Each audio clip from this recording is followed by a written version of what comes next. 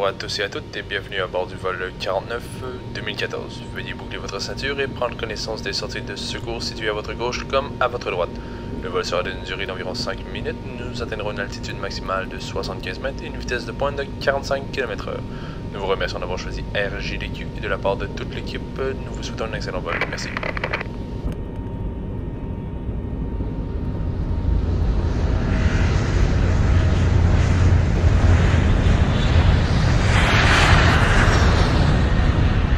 Longueuil, là où réside 60% de la population de l'agglomération.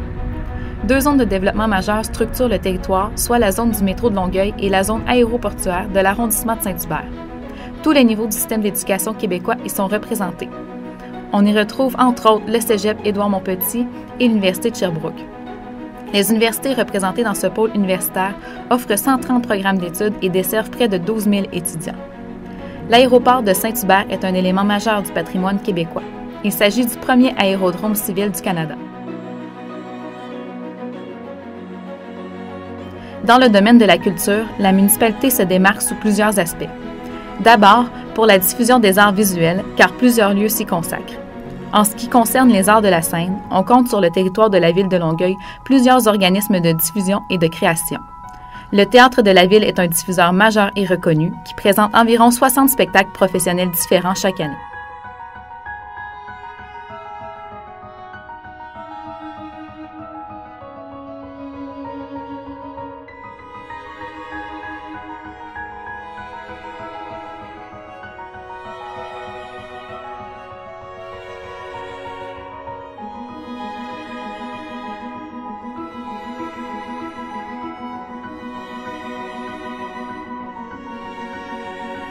Boucherville.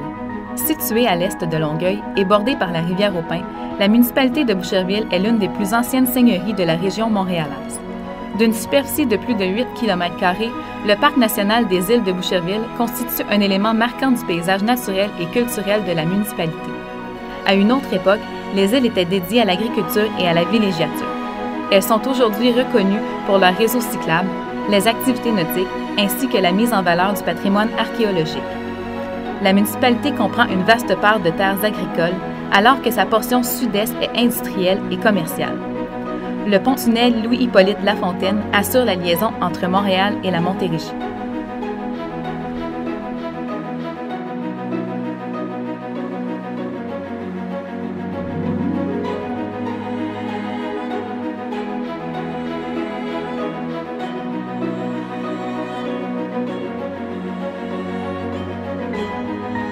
Saint-Bruno de Montarville.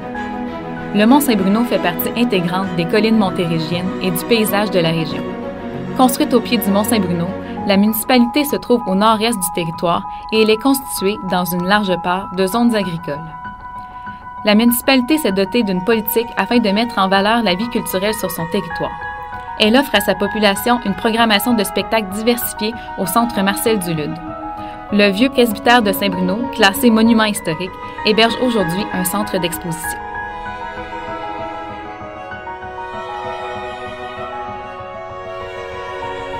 Avec ses 33 000 élèves, Ski Saint-Bruno est la plus grande école de neige au Canada.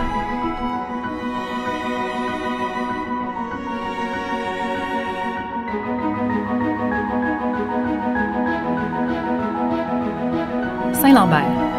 Longeant le fleuve Saint-Laurent, à l'ouest de Longueuil, la plus petite municipalité du territoire est entièrement urbanisée. Dès 1859, elle est reliée à Montréal par le premier lien ferroviaire traversant le Saint-Laurent entre Montréal et la Rive-Sud, le pont Victoria.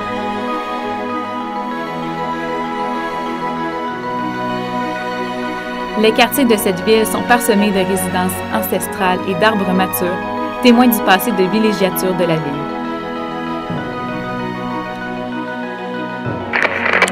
Attention mesdames et messieurs, je vous prierai de regagner votre siège et de boucler votre ceinture. Nous allons amorcer notre descente.